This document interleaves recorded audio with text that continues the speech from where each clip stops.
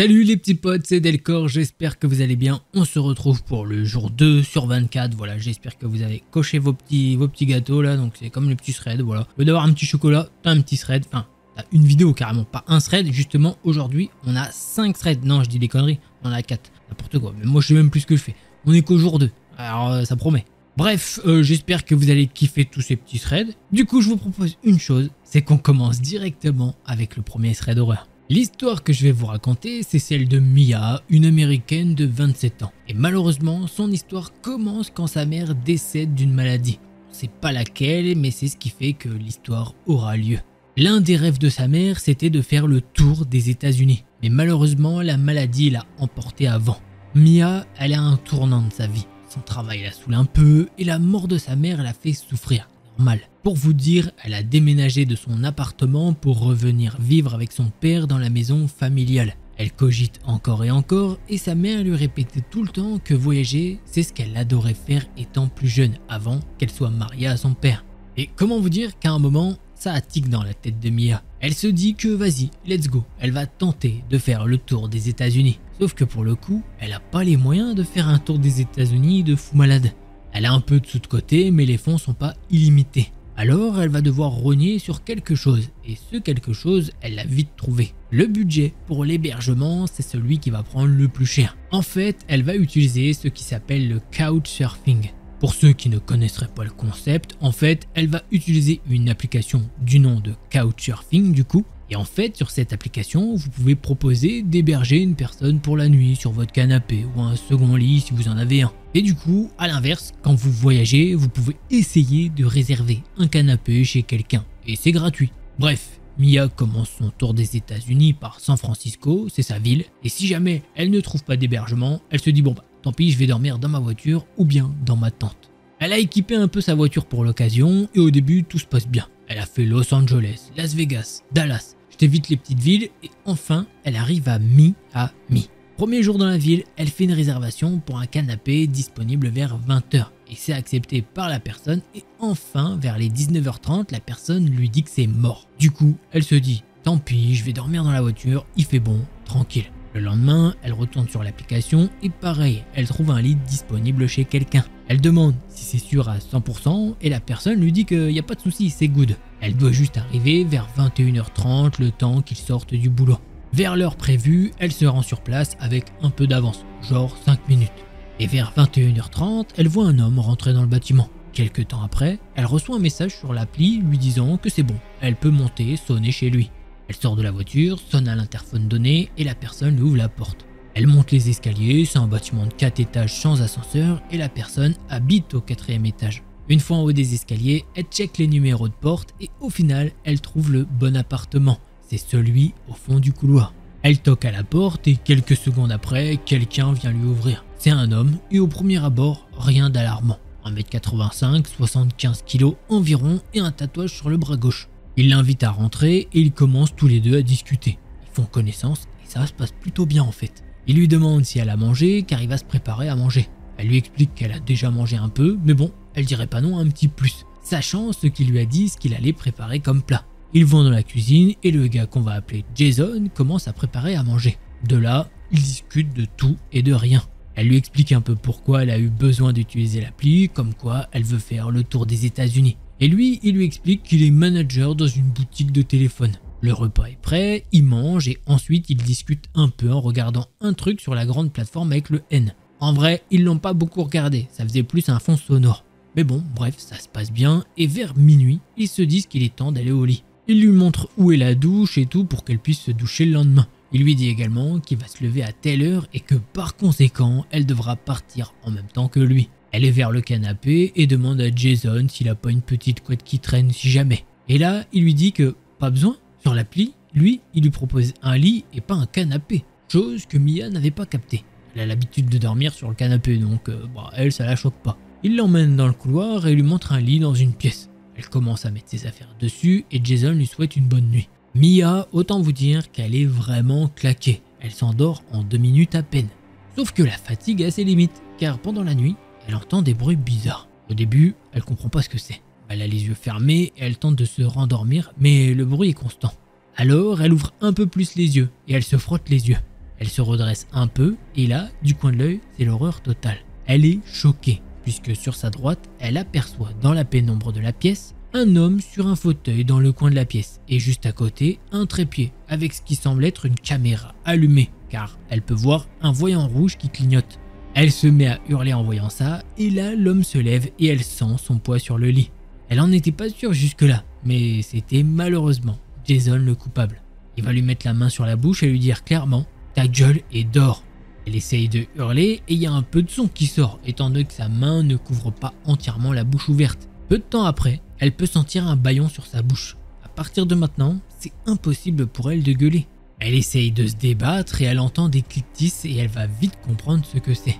Elle sent du métal froid sur son poignet droit et il lui prend le bras pour le mettre vers les barreaux du lit. Et très vite, il y en a également sur son poignet gauche. Elle essaye à nouveau de se débattre mais franchement, ça sert à rien. Et en plus, ça lui fait de plus en plus mal. Elle peut même pas appeler à l'aide et elle se demande ce qui va lui arriver. Et là, elle sent le poids de Jason s'enlever du lit et elle entend qu'il se rassoit sur le fauteuil et le temps passe, une dizaine de secondes, une trentaine de secondes, 3 minutes, 10 minutes et le gars ne bouge toujours pas. Bien sûr, comme elle nous le dit, c'est le temps qu'elle imagine puisque avec ce niveau de stress et tout, sa temporalité elle est différente. En vrai, elle a aucune idée du temps qui passe. Pendant tout ce temps, elle se dit mais qu'est-ce qui va m'arriver sérieusement ? Je comprends pas ce qu'il fait et je sais très bien qu'il va en profiter pour abuser de moi. Et peut-être même pire encore. Elle se dit qu'elle va finir dans un frigo et elle fera la une des journaux dans une semaine quand son père aura alerté la police car elle lui aura pas donné de nouvelles. Le temps passe encore et encore jusqu'au moment où elle l'entend se déplacer et la lumière rouge s'éteint. Jason est sorti de la pièce pendant une trentaine de secondes et elle entend des bruits qu'elle ne comprend pas. Mais elle voit de nouveau la lumière rouge qui clignote. Là, le temps passe encore et encore, mais elle ne comprend absolument rien à la situation. Pourquoi est-ce qu'il l'attache et qu'il ne se passe rien en fait? Elle est persuadée à ce moment-là qu'il va abuser d'elle. Elle a regardé assez de documentaires pour savoir que ça va mal finir. Sauf que le temps passe encore et les rayons du soleil commencent à pointer le bout de leur nez. Ce qui fait qu'elle arrive à distinguer ce qui se passe dans la pièce. Elle peut voir Jason endormi et la lumière rouge. Comme elle s'en doutait, c'était bien une caméra posée sur un trépied qui la filme. Le temps passe encore et enfin le téléphone de Jason sonne. Il se réveille et il la regarde avec effroi. Il est en panique. Il se tient la tête et regarde partout dans la pièce. Et Mia essaye de parler, elle fait les gros yeux en mode c'est quoi ce délire? Sachant qu'à ce moment-là, il commence à avancer vers elle. Elle se dit ah ça y est, c'est maintenant qu'il va agir. Et là, il lui enlève le bâillon de la bouche. Elle lui crie dessus en mode mais tu fous quoi putain?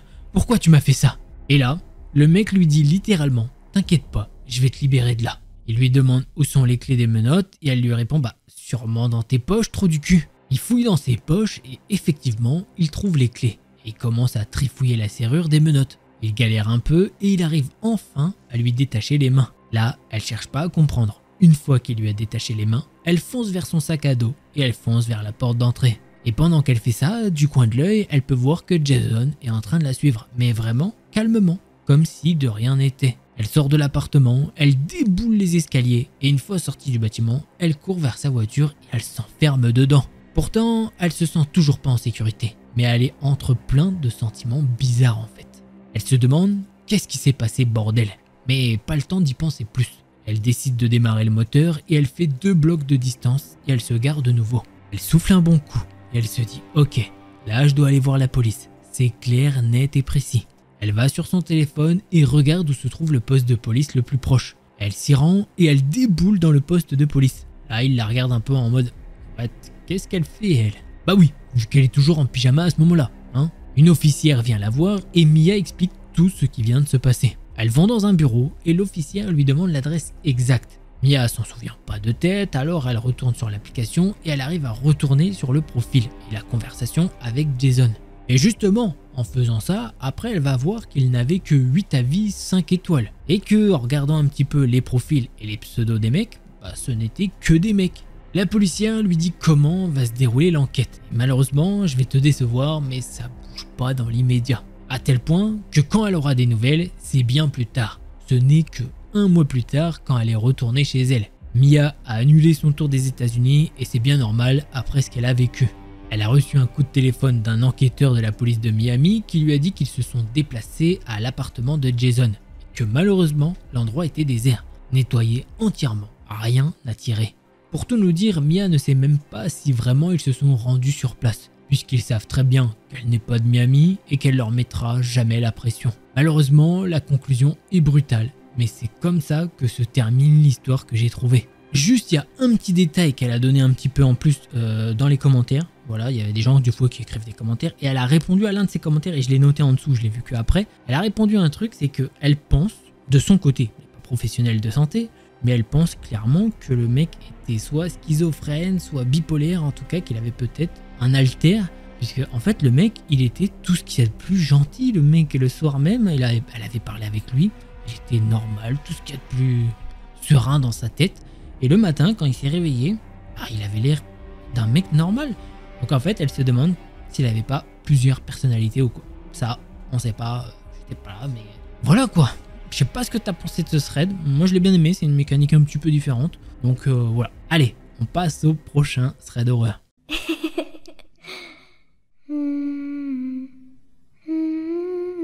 Alors juste avant que commence ce second thread horreur, n'hésitez pas, un petit pouce bleu, je sais que vous oubliez ou que des fois faut vous le demander plus, puisque quand je dis qu'il y a une vidéo bonus, là les pouces bleus ils apparaissent, je peux vous le dire, je vous connais, vous êtes des malins.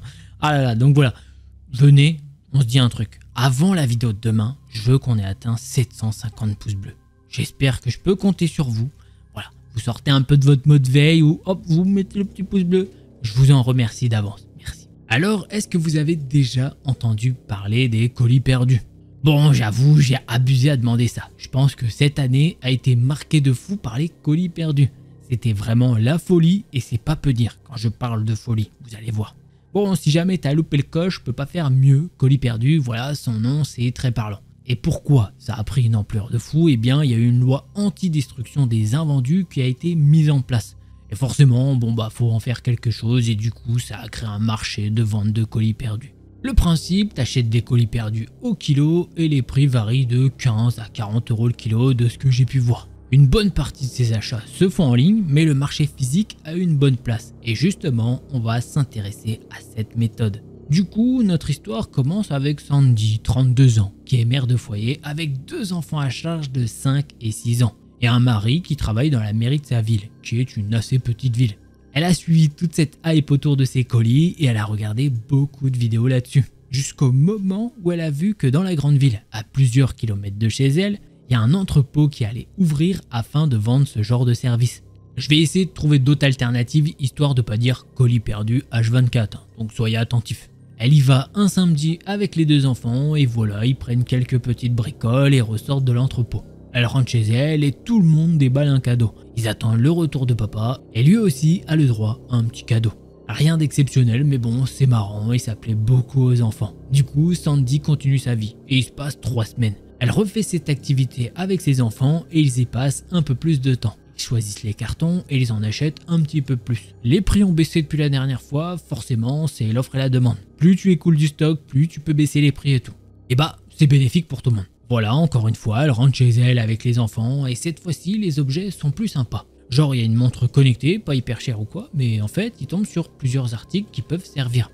D'autres, pas du tout, mais bon, c'est le jeu. On arrive enfin au mois de juin et c'est l'anniversaire de Sandy. Et à quelques jours d'intervalle, l'anniversaire de son fils de 6 ans qui va aller sur ses 7 ans du coup. Et pour l'occasion, ils ont décidé de péter leur PIB et d'acheter pour 1500 € de colis perdus. Oui, c'est énorme, mais c'est un événement de fou. Et bon, niveau finance, ça se passait bien. Voilà, chacun fait ce qu'il veut avec son argent. Pour le coup, Sandy a appelé ce magasin entrepôt, si je puis dire, et elle a demandé si c'était possible de lui préparer un énorme truc de cette taille.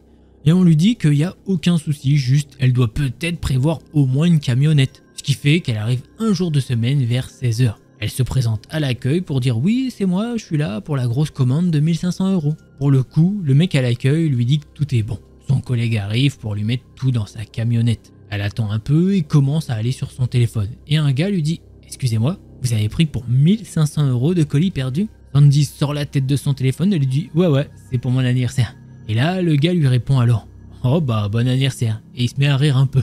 Elle lui dit merci et elle voit un employé de la boutique lui dire que c'est bon, il est disponible. Ils sortent par l'entrée principale et le gars lui demande où elle est garée. Elle l'emmène là-bas et ils montent tous les deux dans la camionnette. Et le gars de la boutique lui indique là où elle doit se garer. Il va alors ramener tous les cartons dans la camionnette et Sandy est toute excitée de voir que ça se remplit en fait. Une fois que c'est fini, il retourne dans le magasin et elle paye tout ça. Bon, ça fait moins 1500 boules, mais c'est comme ça. Sandy rentre dans sa camionnette et elle fait la route. Elle est toute contente, elle écoute la musique et ça se passe bien. Jusqu'au moment où elle arrive assez proche de sa ville. Elle peut remarquer qu'une voiture la suit depuis un bon petit moment. Mais au moment où elle se fait cette remarque, la voiture la dépasse. Et bon, elle se dit que bon, au final, est-ce que cette voiture la suivait ou c'est juste que en fait, elle est parano. Bon, elle fait la route et là, sortie de nulle part, elle peut voir dans son rétroviseur central une voiture qui la suit.